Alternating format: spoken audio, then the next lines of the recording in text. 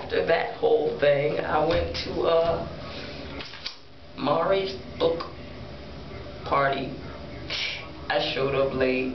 I mean, I already talked about this sort of, but this is the after effects of all that happened. I mean, after I got to Port Authority, and I had already missed the bus. That was just dead to the world. The next bus was coming at 4 o'clock.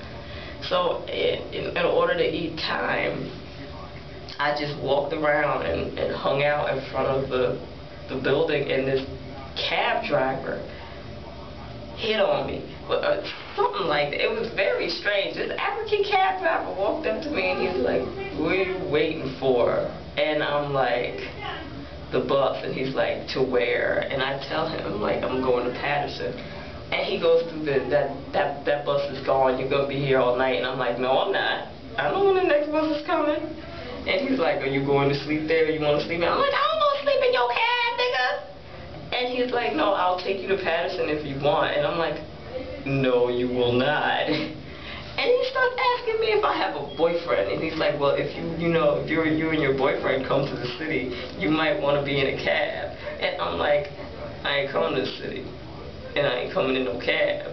And I don't need a cab." And he's like, "But what about your boyfriend?" And I'm like, if I had a boyfriend, he would probably have a car. Thus equating me not needing to be in your cab, nigga. And he's like, "You don't have a boyfriend?" And I'm like, dude, if you know where I just came from, you wouldn't be asking me this question. And I'm like, okay, my stance had changed. Note, I was wearing a dress at the time, and I had on these fucking go-go boot looking strange. I turned around and I was like, "Yo, on the cab, straight, we cool, just go. Bus coming at 4 o'clock. I ain't going to sleep inside there. I ain't going to sleep in the bus, and I ain't going to sleep in the cab."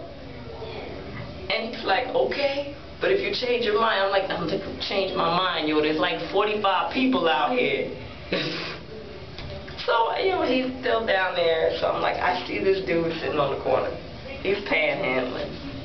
He's got one broken leg, and I'm like, you know what? I give him some change. He asked me for some change. I gave him like 5 dimes. I don't know. I grabbed whatever was in my pocket. And he's like, he starts a conversation, and it's a reasonable conversation. So we ended up having a conversation. He told me I looked like I had came from some fetish party, and I had just came from a fetish book premiere. So he kind of read my mind. Like, he caught the theme of the evening. So I handed him a card, one of the cards from, the book joint, and he's like, yeah. So we're talking, and he lives across the street from Port Authority in an apartment building. And it was an alright guy. He talked to me until my bus came. His name is Mark. He is Haitian. He told me I needed to print business cards and tell people that I bootleg porn. I'm gonna do that.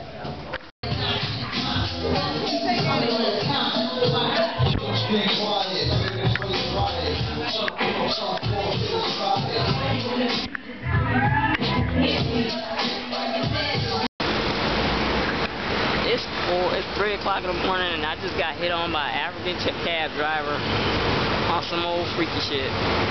Damn. I'm waiting for the bus. I'm waiting for the bus. It's 4 a.m. 4:05. Yeah, you can't see that. Niggas are making out over there. This is the most hilarious shit in the world.